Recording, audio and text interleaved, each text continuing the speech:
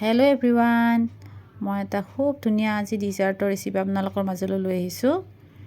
এয়া ক'লা জহা আৰু ৰঙালাওৰে বনোৱা এটা ধুনীয়া মিঠাই হয়। এয়া আপোনালোকে কেতিয়াবা খাইছে জানো ৰঙালাওৰ মিঠাই? ৰঙালাওৰে মিঠাই বনাব পাৰি ভাবিবই নোৱাৰি নহয় জানো। এয়া ক'লা জহা এটা কাপেৰে সৈতে জুখি লৈছোঁ। 1.5 কাপমান হ'ব। 1.5 কাপ পৰিমাণৰ জহা মানে ক'লা জহা। এয়া জহাৰে গোন্ধ হয়, কিন্তু আমি ইয়াত ব্লেক ৰাইচ বুলি আমি এনে জানো এইটো চাউলক, কিন্তু জহা গোন্ধটো আছে। কিন্তু মই আগতেও খাইছোঁ এই চাউলটো, কিন্তু তাত কিন্তু জহা গোন্ধ নাছিলে। আৰু আমি যেতিয়া কিনিছিলোঁ এইটো কাৰ্বি আংলঙৰ ফালে যাওঁতে লৈছিলোঁ এইটো, কিন্তু তাত ক'লা জহা বুলিহে কৈছিল, কিন্তু বৰা চাউলৰ দৰেই হয়, প্ৰায় আঠাও আছে বাৰু। তাৰপিছত এয়া ৰঙালাওখিনি যে লৈছিলোঁ সেইখিনি গ্ৰেট কৰি ল'লোঁ। তাৰপিছত কেৰাহীখন পাতি দি তাত ঘি দি পেলাই কেইটামান লং দি তাত এইখিনি ভালদৰে ভাজি ল'ব লাগিব। ঘিত ভাজি যেতিয়া পানী ওলাই যাব তেতিয়ালৈকে ভাজিব লাগিব। পানী ওলাই শুকাই যাব লাগিব, সিজি যাব লাগিব। ইয়াতে পানী অকণমানো বাহিৰৰ পৰা মানে পানী ব্যৱহাৰ কৰিব নালাগে। এই ধৰণে ভালদৰে ভাজি থাকিব লাগিব। ভাজি থাকোঁতেই মই এতিয়া মই ইলাচি গুড়ি, সেউজীয়া ইলাচি গুড়ি আপোনালোকে যদি ঘৰতো থাকে সেয়া গুড়ি কৰি দিব পাৰে। মোৰ আছিলে যিহেতু গুড়ি, এইখিনি মই ইয়াতে দি দিলোঁ। তাৰপিছত মই কাপ এটাৰে 1 কাপমান পৰিমাণৰ চেনি ব্যৱহাৰ কৰিছোঁ।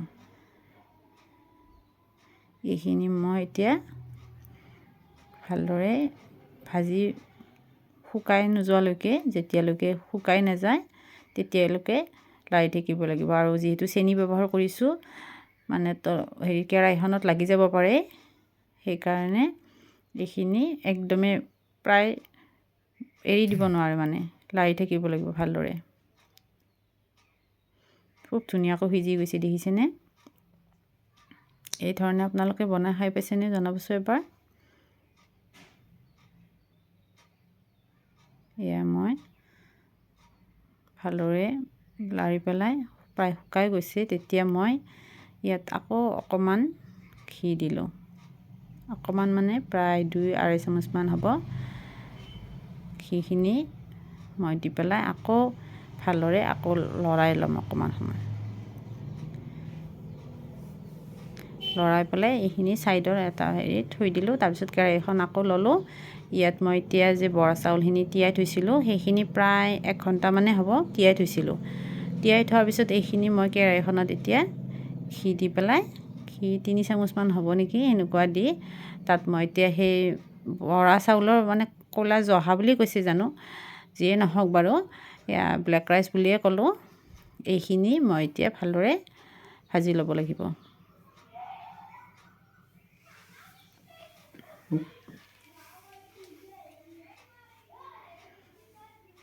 এইখিনি পানী ওলাই গৈছে, দেখিছেনে? কেতিয়াবা আপোনালোকে এই ধৰণে খাই পাইছে জানো? যদিহে খাই পোৱা নাই এবাৰ বনাই খাই চাবচোন, খুব ধুনীয়া হয়। আৰু আমাৰ যিহেতু ৰমজান মাহ আহি আছে, ৰমজান মাহত আমি এইবোৰ মানে ডিজাৰ্ট বনোৱাই যায় ইফতাৰৰ সময়ত। এই ধৰণে বনাই খাই চাবচোন। আৰু এয়া দেখিছেনে, এতিয়া মই আন্দাজমতে চেনি ব্যৱহাৰ কৰিছোঁ। আপোনালোকে যদি কম চেনি খায় কমকৈ দিব, আৰু যদি অকণমান বেছিকৈ খায় বেছিকৈ দি দিব, কোনো কথা নাই। এই ধৰণে মই আকৌ লৰাই পেলাই ইয়াত মই এতিয়া পানী অকণমানো ব্যৱহাৰ নকৰোঁ, ইয়াত চেনি ব্যৱহাৰ কৰিম। এইখিনি এতিয়া মই গাখীৰেৰে সিজিব দিম। মই ইয়াত পানী অকণমানো ব্যৱহাৰ নকৰোঁ।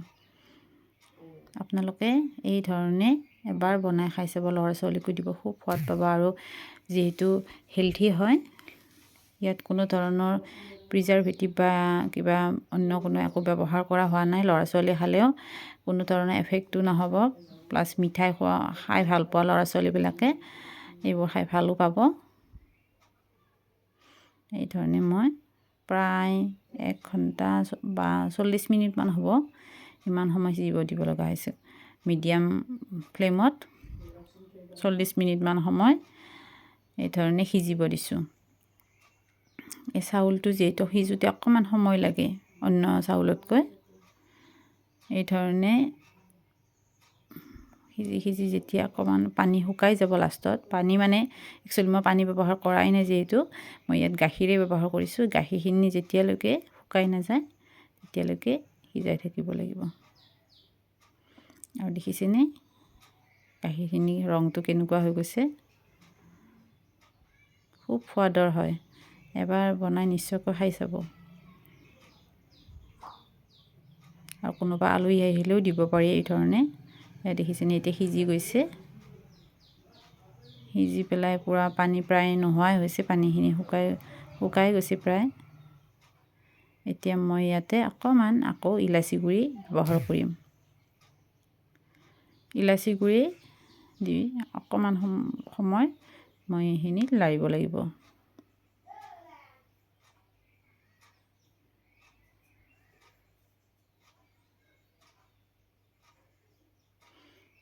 এইখিনি ভালদৰে লাৰি পেলাই যেতিয়া সিজি গৈছে তেতিয়া মই বেলেগ পাত্ৰত থৈ দিব লাগিব। এতিয়া মই এই বেলেগ এখন পাত্ৰত থৈ দিলোঁ। এইখিনি থৈ দিয়াৰ পিছত মই এয়া আমুল ফ্ৰেছ ক্ৰীম অকণমান লৈছোঁ। এইখিনি মই এতিয়া ফেটি ল'ব লাগিব। আপোনালোকে চামুচেৰে ফেটিব পাৰে, মোৰ যিহেতু এইটো মেচিন আছে অলৰেডি, সেইকাৰণে মই মেচিনটোৰে অকণমান ফেটি লৈছোঁ। এইখিনি মই এতিয়া ফেটি লৈ এতিয়া মই এইখিনি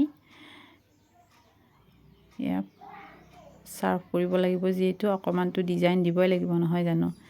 আৰু আমি যদিহে ভালদৰে সজাই পৰাই নিদিওঁ খাবলৈও ভাল নালাগে। সেইকাৰণে এইখিনি মই এতিয়া ভালদৰে ছাৰ্ভ কৰিম।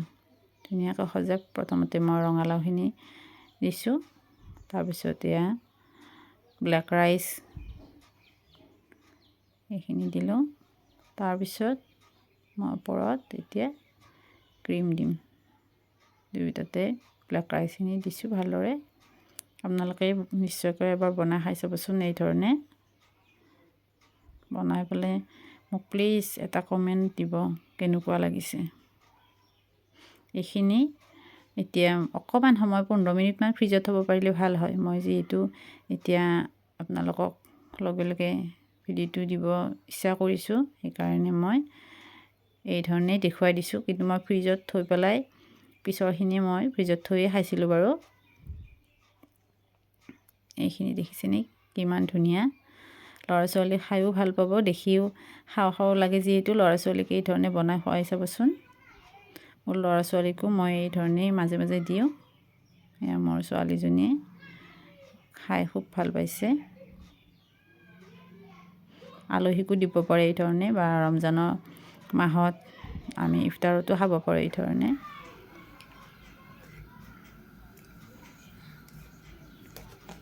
টেষ্টি। ভিডিঅ'টো শেষলৈ চোৱাৰ বাবে অশেষ ধন্যবাদ।